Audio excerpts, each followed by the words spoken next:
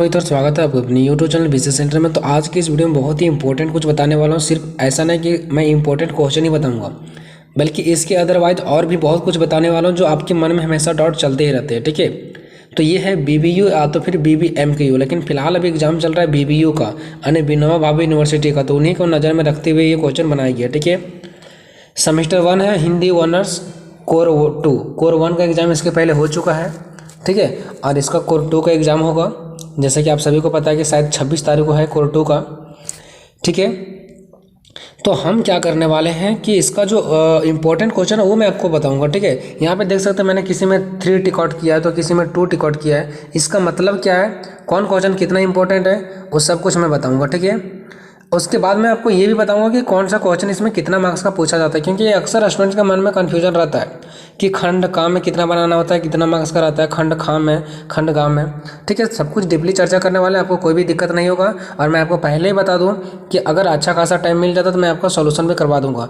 और अभी भी आपके पास आज 22 तारीख है। ठीक है, अभी 23 है, 24 है, 25 है, तो शायद हम कुछ वीडियो अपलोड करेंगे इसका। ठीक है, तब आप लोगों को क्या करना है, खुद से भी कुछ पढ़ना है, क्योंकि अगर खुद मान लो कि हम नहीं बनाते हैं वीडियो तो आप लोग मुझ पर आश्रित मत रहो। ठीक है, मान लो कि नहीं बनाते हैं तो आप लोग का खुद पढ़ोगे तो फायदा होगा, लेकिन मान लो कि अगर आप पढ़े हैं और फिर भी मैंने वीडियो बना दिया उस पर, तो आपको और भी फायदा हो जाएगा, क्योंकि उस चीज़ों पर ऑलरेडी आपने टॉपिक्स पर पढ़ रखा है और हम बताएंगे तो और आसानी से समझ में आ जाएगा।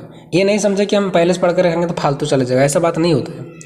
तो देखिए इंपॉर्टेंट क्वेश्चन, पहला क्वेश्चन जो दिख रहा है, भक्ति काल के नामकरण पर संक्षिप्त परिचय दे।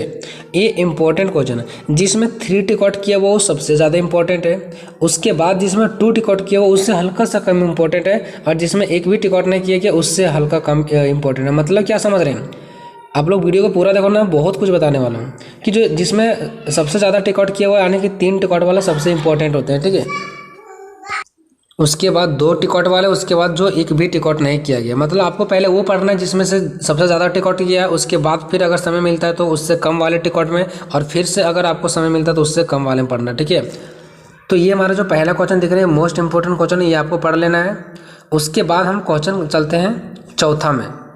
तो देखिए सबसे पहली बात तो ये मैं आपको बता दूं कि जो मोस्ट इंपॉर्टेंट क्वेश्चन वो बता दो। ठीक है, तो पहला आप लोगों ने देख लिया 3 टिक आउट वाला। इसके बाद अगर बात करो तो और भी इधर 3 टिक आउट वाले यहाँ पे क्वेश्चन नंबर 8, क्वेश्चन नंबर 9 और क्वेश्चन नंबर 10। 8 में है सूरदास की श्रृंगार रस के अवसाधारणा की कवि है, इस युक्तियों की विवेचना करें। ठीक है, तो यहाँ से आपको क्या बताना है कि जो ये सूरदास है ना, इसका जो श्रृंगार रस है वो असाधारण है। ठीक है, ये क्या है, असाधारण है, कवि है, तो इस पर चर्चा करना। क्वेश्चन थोड़ा घुमा फिरा कर पूछ देता है, कभी कभी पूछ देता है सूरदास के बारे में बताएं, सूरदास एक असाधारण कवि है, इसके बारे में आप क्या कहते हैं। क्वेश्चन घुमा फिरा देता है, तो आपको टेंशन नहीं लेना। ठीक है, तो ये एक इंपॉर्टेंट हो गया सूरदास के श्रृंगार रस के असाधारण वाला। उसके बाद 9वां नंबर आप लोग यहाँ पे देख सकते हैं, सूफी काव्य परंपरा का स्पष्ट करें। या तो इसी क्वेश्चन को घुरा फिरा क्या दे सकता है, जायसी के काव्य क्या होता तथा संक्षिप्त परिचय दे। ठीक है, यानी कि सूफी काव्य दे सकता है, या तो जैसे के काव्यात्मक तथा संक्षिप्त परिचय दे सकता है।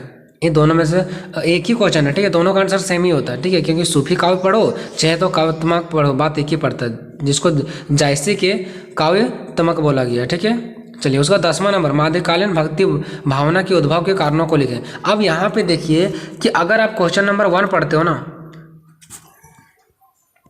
तो इससे आपको बहुत सारे क्वेश्चन में हिंट्स मिलेगा। कौन कौन सा क्वेश्चन हो, देखिए अगर आप भक्ति काल वाला पढ़ते हो तो यहाँ से आपको क्वेश्चन नंबर 4 में भी बहुत ज़्यादा हिंट्स मिलेगा, देख सकते हैं आप लोग क्वेश्चन नंबर 4 का। ठीक है, और अगर उसी से भक्ति काल वाले यहाँ पे भी पूछा गया 10वां नंबर में, तो कहने का मतलब कि अगर आप पहला का तैयारी करते हो तो उसी से आपको चौथा का भी तैयारी हो जाएगा और उसी से आपका 10वां वाला भी तैयारी हो जाएगा। तो अब कितना इंपॉर्टेंट है, कितना हल्का फुल्का चेंजिंग है, बाकी कुछ नहीं है, हम बताएंगे तो पता चल जाएगा, या तो खुद पढ़ोगे तो भी पता चल जाएगा, कुछ ज़्यादा चेंजिंग नहीं है।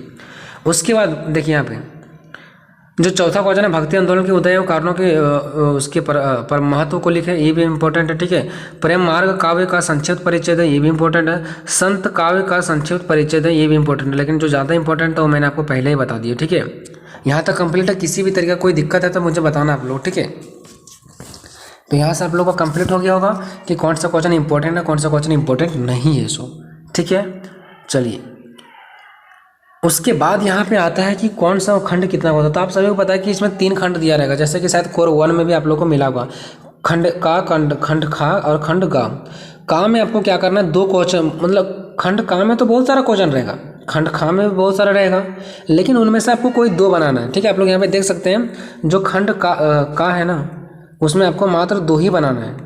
ठीक है, और खंड खा में भी आपको 2 ही बनाना है, और खंड गा में आपको 10 गो MCQ क्वेश्चन रहेगा, 10 को 10 बनाना है आपको। खंड का में 2 क्वेश्चन बनाना है, जितने भी सारा दिया रहेगा उनमें से कोई 2, खंड खा में भी जितने भी सारा दिया रहेगा उनमें से कोई 2, और खंड गा में आपको 10 गो MCQ क्वेश्चन रहेगा जो कि 10 का 10 आपको बनाना है। तो ये जो खंड का में है 2 क्वेश्चन वो 20 मार्क्स का रहेगा, खंड खा का 2 क्वेश्चन 10-10 मार्क्स का रहेगा। ठीक है, और जो यहाँ पे खंड गा है 10 क्वेश्चन MCQ वो 2-2 मार्क्स का रहेगा। तो इस प्रकार से हो जाएगा खंड का में 40 क्वेश्चन 40 मार्क्स का, खंड खा में हो जाएगा 20 मार्क्स का, और खंड गा में हो जाएगा 20 मार्क्स का। अगर टोटल जोड़ा जाए तो 40 और 20 60 और 20 80 मार्क्स का, और 80 मार्क्स का हो गया आपका फाइनल एग्जाम, और 20 मार्क्स आप लोग इंटरनल एग्जाम कॉलेज में दिए थे वहाँ से मिलेगा, यानी टोटल 100 मार्क्स हो जाता है। ठीक है, तो आप लोग जो फाइनल एग्जाम देने जा रहे हैं 3 घंटा का पेपर, वो 80 मार्क्स का ही रहता है। ठीक है, तो शायद आपको यहाँ तक कुछ क्लियर हो गया होगा। ठीक है, और ये वीडियो कैसा लगा कमेंट बॉक्स में जरूर बताना, इसके बाद में मैं इसका वीडियो लाऊंगा अगर टाइम मिलता तो। ठीक है, क्योंकि हर एक सेमेस्टर का तैयारी करवाना है, तो पहले इंपॉर्टेंट क्वेश्चन सारा सेमेस्टर का कंप्लीट करवाएंगे, फिर टाइम बचते जाएगा तो सॉल्यूशन करवाते जाएगा। ठीक है, तो मिलता है अगली वीडियो में, तब तक जय हिंद।